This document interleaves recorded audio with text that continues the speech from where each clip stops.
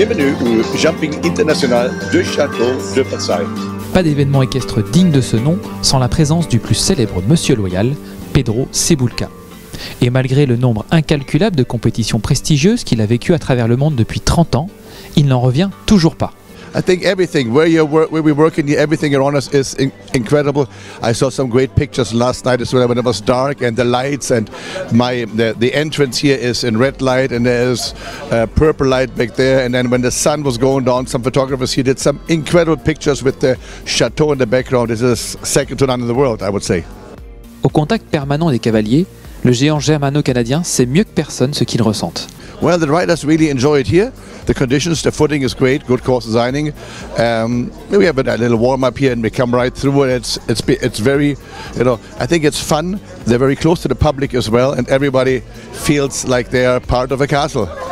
Avant même que des participants foulent la piste, une compétition de ce calibre nécessite un staff important. Premier poste clé, l'accueil des cavaliers, piloté par Aude Bonneau et son équipe.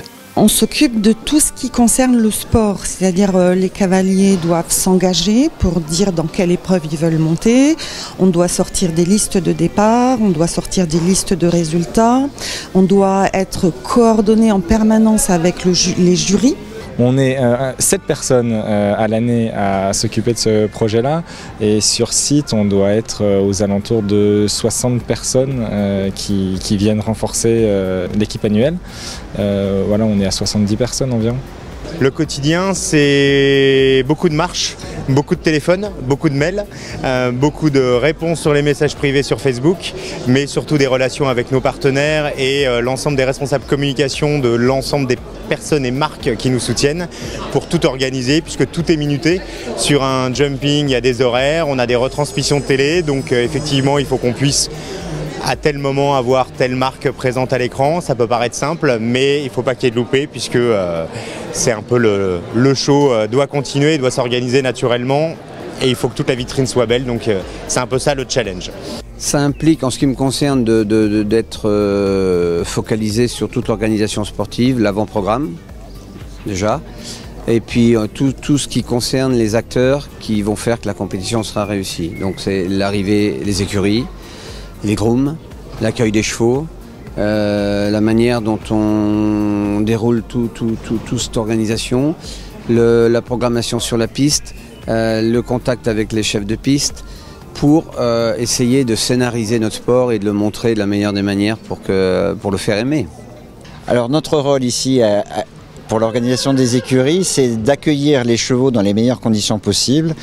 Donc nous les accueillons en fait 24 heures ou 36 heures avant le début des événements. Nous veillons en fait au déchargement de tout le matériel de tous les cavaliers, qu'ils soient de 5 étoiles ou de 1 étoile. Donc nous leur apportons un service en fait complet et nous les accompagnons jusqu'à leur box, et nous veillons en fait à la sécurité et au confort de tous les chevaux. Une organisation qui fonctionne est une organisation où chaque personne trouve sa place. C'est la volonté affichée par les porteurs d'un projet un peu fou. On essaye finalement de considérer chaque acteur d'un événement comme ça, de manière à ce que chacun y trouve son compte. Et ensuite il y a le public, il y a la manière dont on anime les choses, il y a les médias, on a 130 journalistes accrédités, et c'est tout cet ensemble-là qui fait que, je pense, on est en train de réussir notre pari.